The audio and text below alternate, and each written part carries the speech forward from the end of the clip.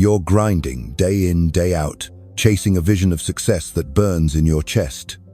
You've got the talent, the hustle, the raw potential to be extraordinary. But something's off. You're not failing, but you're not soaring either. You're stuck, tethered to a life that feels smaller than you know you're meant for. You've blamed the economy, your boss, even yourself. But deep down, you sense the real anchor, her. The woman you thought was your partner, your sanctuary, is quietly draining your soul. This isn't about pointing fingers. It's about facing a truth most men never see, until their dreams are dust. Welcome to the hidden war on your potential, fought in the one place you thought was safe, home. The old saying, behind every great man is a great woman, is a half-truth that's lulled generations of men into complacency. The real story is darker, more complex. Behind every man who could have been great is often a woman who, consciously or not, clips his wings. She's not a cartoon villain, plotting your downfall with a cackle. She's your wife, your girlfriend, the mother of your kids, someone you love. But her subtle sabotage, cloaked in care, concern, or practicality, is death by 1,000 cuts. A sigh when you talk about your big idea, a dismissive glance at your passion project, a slow, steady erosion of your fire, until you're left wondering why you feel so damn tired all the time. Most men never see it coming, because it feels like love. But love doesn't demand you shrink. It dares you to grow. Picture a man, let's call him Jake, a 32-year-old software engineer in Seattle. He's got a side hustle, a startup idea that could disrupt his industry. He comes home buzzing, ready to sketch out his next feature, only to find his wife has thrown out his notebooks, pages of code, ideas, the spark of his ambition. To her, it's just clutter. To him, it's his future. He stands there, staring at the empty desk, heart sinking. He could fight, explain why those notes matter, but he doesn't. Why? Because he's learned it's pointless. Explaining his soul to someone who sees only mess is like shouting into a storm. That silence, that surrender, is where greatness dies. This isn't just Jake's story. It's the story of countless American men, from Austin entrepreneurs to Chicago contractors, who let their potential bleed out to keep the peace. So how does this happen? How does a woman you love become the greatest obstacle to your legacy? Let's pull back the curtain on the mechanisms of this quiet destruction. Not to vilify her, but to arm you with clarity. Because once you see the patterns, you can break free. Let's start with intellectual starvation, a subtle, devastating blow to your mind. You're a man who thrives on ideas. Maybe you're a mechanic dreaming of your own shop, sketching designs for custom builds, or a marketer mapping out a campaign that could land you a corner office. You come home eager to share, to bounce ideas off the person closest to you, but she doesn't engage.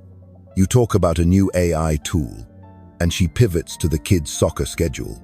You mention a book that's reshaped your thinking, and she asks why you're wasting time, reading instead of fixing the sink. Her disinterest isn't neutral. It's a signal. Your passions are irrelevant. Over time, you stop sharing. You stop dreaming out loud. Your ideas, once a roaring fire, flicker out in isolation. The man who could have built a business empire ends up clocking in at a 9-to-5 because no one at home amplifies his spark. This isn't just about her not caring. It's about what her indifference does to you.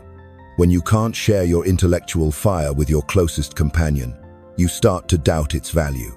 You question whether your big idea is worth pursuing, whether your passion is just a hobby. The entrepreneur who could have rivaled Musk becomes a guy who tweaks spreadsheets, because the woman he loves doesn't see his vision.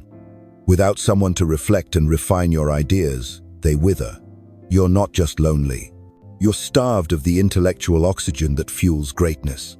Now, let's talk about emotional exhaustion, a slow bleed that saps your mental bandwidth. She doesn't need to start World War I/II to drain you, just a steady drip of low-grade drama. She's upset about a co-worker's snub. She's stressed about the neighbor's new car. She needs you to talk through her feelings about her sister's Instagram post. These aren't crises. They're chronic.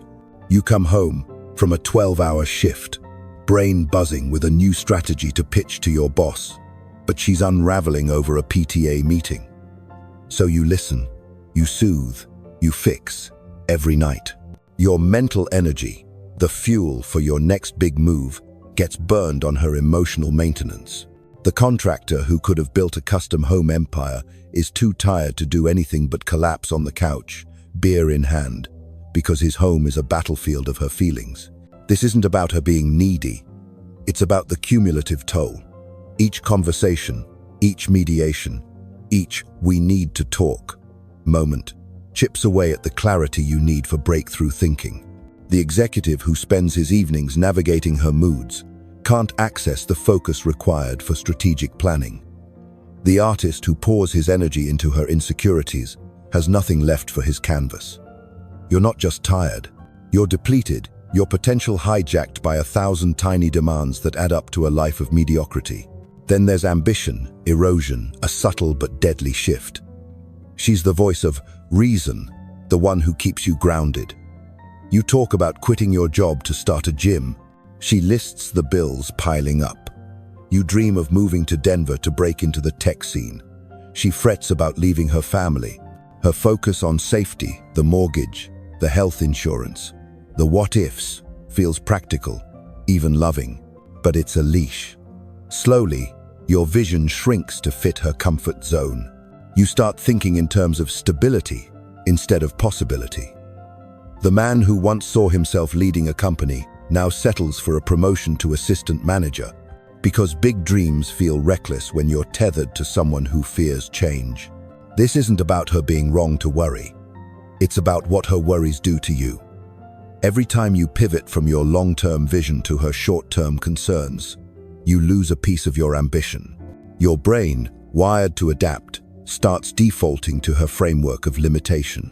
The neural pathways that generate bold ideas atrophy. The psychological muscles that drive risk-taking weaken. You don't even notice it happening until one day you look in the mirror and realize you're living her version of your life. Now, let's dive into identity assassination, the quiet erasure of who you are. Your passions, your hobbies, the things that make you you. They're not just quirks, they're your fuel. But to her, they're clutter, distractions, or worse, selfishness. Your guitar? She sighs every time you play. Your home office, filled with books and notes? She wants to turn it into a guest room. Your late-night coding sessions? Why can't you just relax with me? Bit by bit, she chips away at the external markers of your soul. She doesn't burn your dreams in a dramatic bonfire. She just nudges them out of sight, one reasonable request at a time. Your passion for craft beer becomes a waste of money. Your marathon training, you're never home. The man who once defined himself by his fire becomes a shadow, defined by his utility to her. This isn't about her hating your hobbies. It's about what their erasure does to your core. When the things that light you up are dismissed as irrelevant, you start questioning their value. You wonder if your love for history is just clutter, if your side hustle is just selfish. Over time, you stop fighting for the pieces of yourself that don't serve her immediate needs.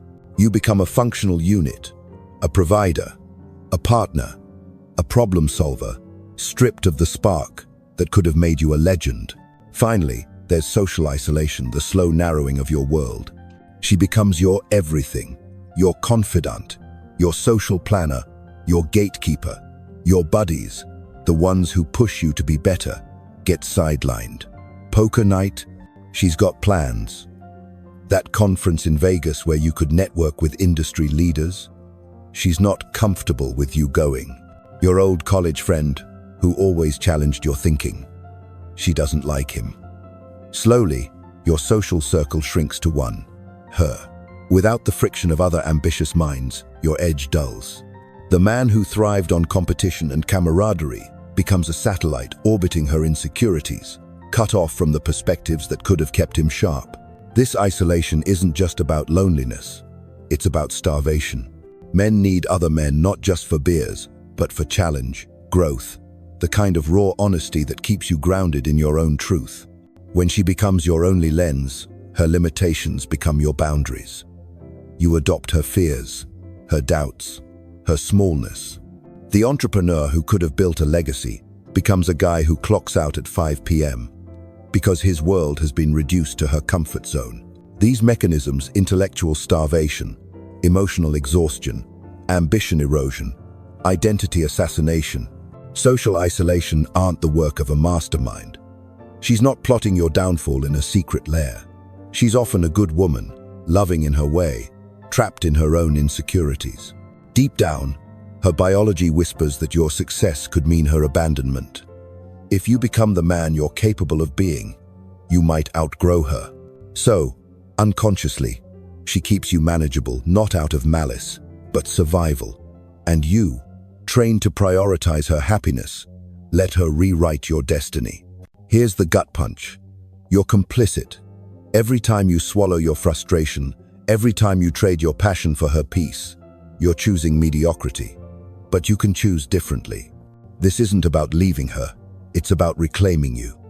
The path to greatness starts with seeing the game and refusing to play it. Let's map it out, step by step, so you can break free and build the life you were meant for. Let's start with protecting your mind. Your intellectual fire is your superpower. Guard it fiercely.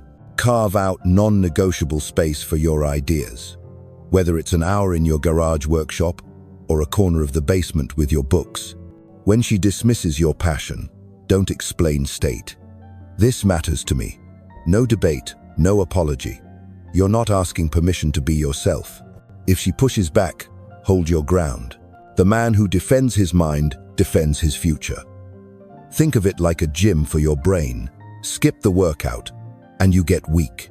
Skip the time for your ideas, and your potential atrophies. Next, let's talk about managing your energy. Her emotional storms aren't your job to fix. Set boundaries, clear and firm. If she's spiraling over a coworker's slight, say, "I hear you, but I need to focus right now." Redirect her to solve her own problems. You're not her therapist. You're a man with a mission. Protect your mental bandwidth like it's your most valuable asset, because it is. The contractor who comes home to chaos can't design his dream project. The executive who spends his nights playing referee can't strategize his next move. Preserve your energy for the work that defines you, not the drama that drains you. Now, let's focus on holding your vision. Don't let her fears rewrite your future.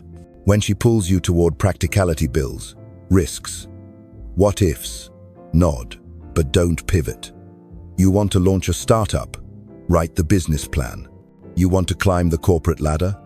Network with the players in your industry. Her fears don't get to veto your future. Show her you're serious by acting, not arguing.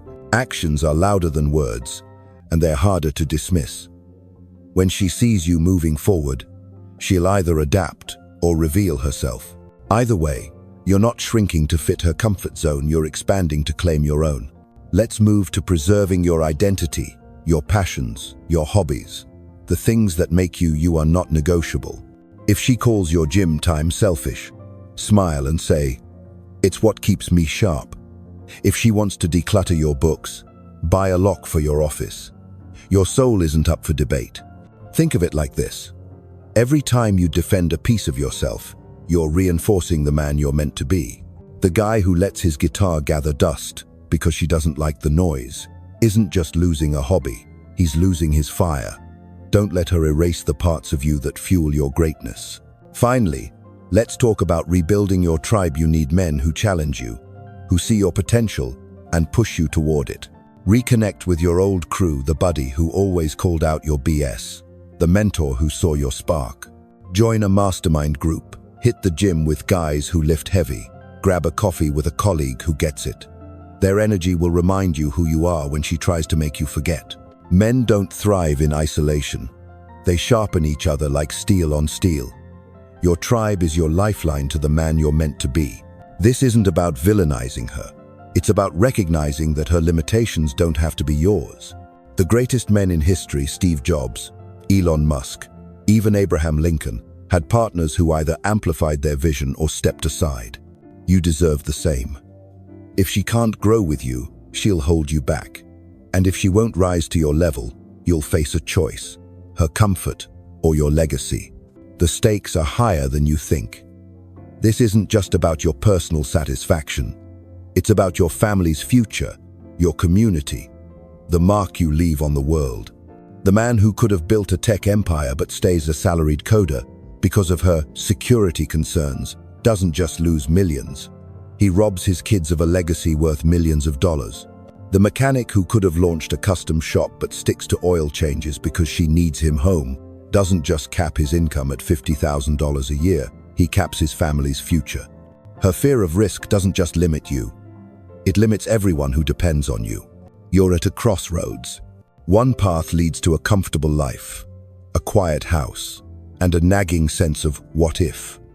The other leads to the man you were meant to be: battle, scarred, fulfilled, and free. Choose the hard path. Protect your fire. Surround yourself with people who fan it, not smother it. Your legacy isn't just yours. It's the impact you leave on the world, the wealth you build for your family, the example you set for your sons and daughters. Don't let it be written by someone else's fears. If this hit you hard, if it woke something up in you, don't just sit there, do something. Like this video to let us know it resonated. Share it with a brother who needs to hear this truth. And subscribe to the channel for more raw, unfiltered insights to help you reclaim your potential. We're building a tribe of men who refuse to settle. Join us. Your legacy starts now.